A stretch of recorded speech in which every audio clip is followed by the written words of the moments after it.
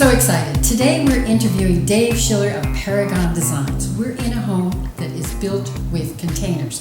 It looks normal inside, but it is built with containers, and it's the first in Minneapolis. And Dave has a really interesting story.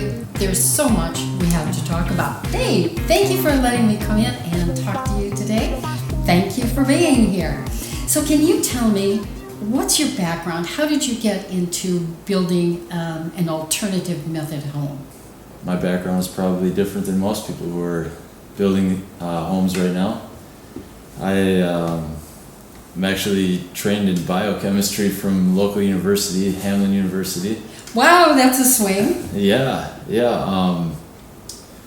It was a few years ago in 2017, I got a phone call from a friend of mine who said, check these out, there's these homes being made out of shipping containers. And I said, oh, that's awesome, where can I go see it?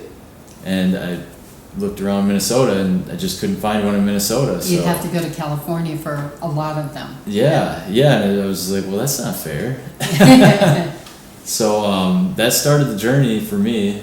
I had a mentor of mine who I was working for, just, as a construction laborer, learning the trades. And, I asked him, I said, well, how do I do this? How can I build this house? And he told me that I should, first step, become a contractor. So you got your contractor license. Yeah. Okay, so what was so attractive to you about containers as opposed to stick-built construction? The first thing that drew me to it was the look. I don't know, I just fell in love with the look of the industrial, modern, sleek exteriors. And then I played with Legos a lot when I was a kid. So you figured you could do this. I was like, oh man, this is like big boy Legos. Well, it is, really, yeah. Yeah, so that was like the initial draw. And then I started reading into it. I don't know where I read it or heard it, but somebody somewhere wrote about a trade imbalance between America and China, and that it was more economical for the Chinese to build new containers, fill them with goods, and ship them to America than it was for them to take empty containers and ship them back to China. Back and forth, right? Because the shipping of containers is expensive. Very expensive. Yeah. Right. Okay. So where did you find containers here, or did you have them shipped in? Well, there's lots of distributors. I actually got really lucky to work with a local distributor, Supercubes LLC. The president is Julia, and she was super helpful.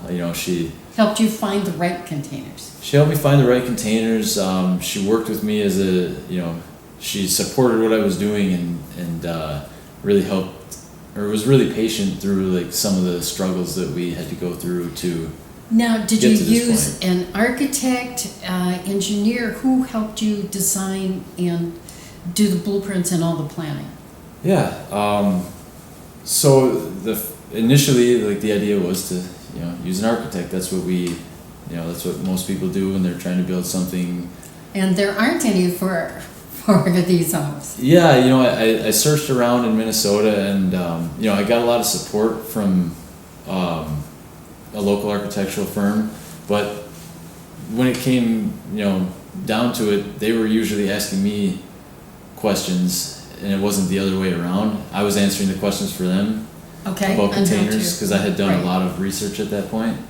So in the path of me learning about containers and how to actually make this a reality, I got in touch with these guys from out of state who have worked with containers, and they actually do draft work.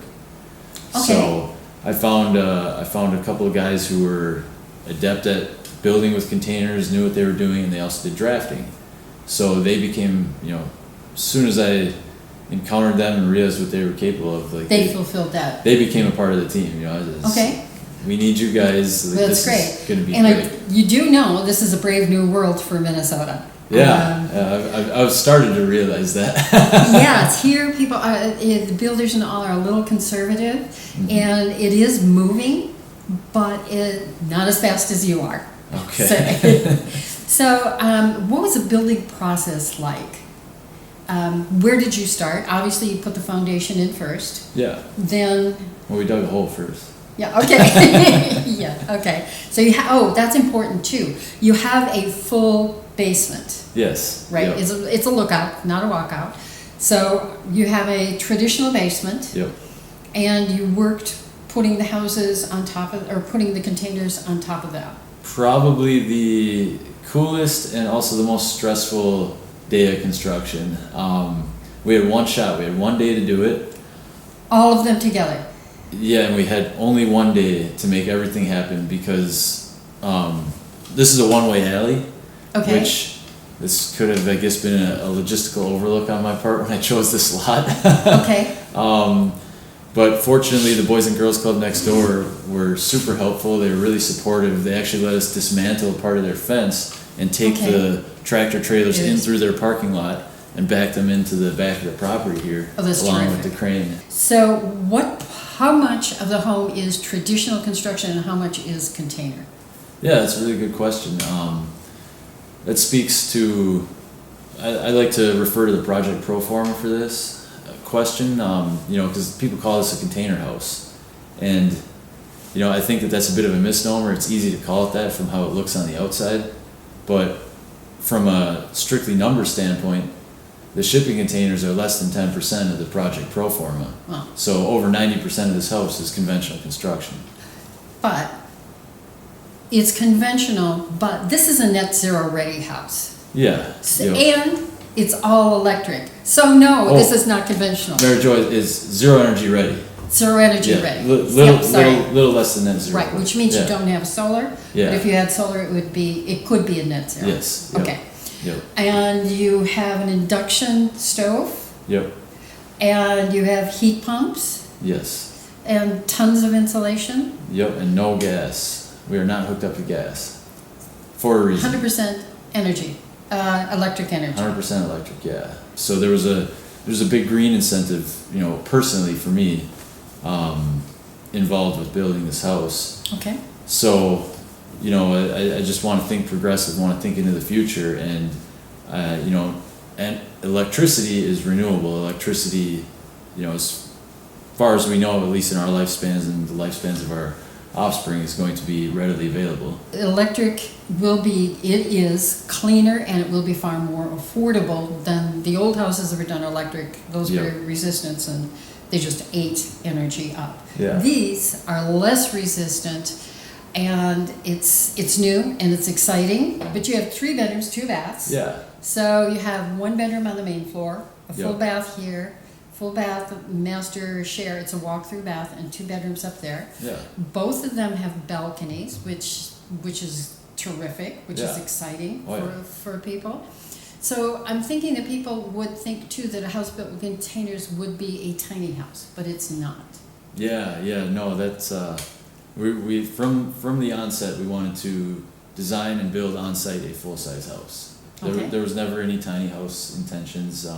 As you can see, it's not a tiny house. Doesn't feel. How many like square one. feet? 1,300 finished. Okay. Yeah. And that's main floor and upper level. Yep. Basement is unfinished. Yep, basement's unfinished. But it could be finished Oh yeah. easily because you have adequate ceiling height. The other thing you mentioned, the ceiling height here is a little higher than a normal container. Yeah, so normal shipping containers are 8 feet tall.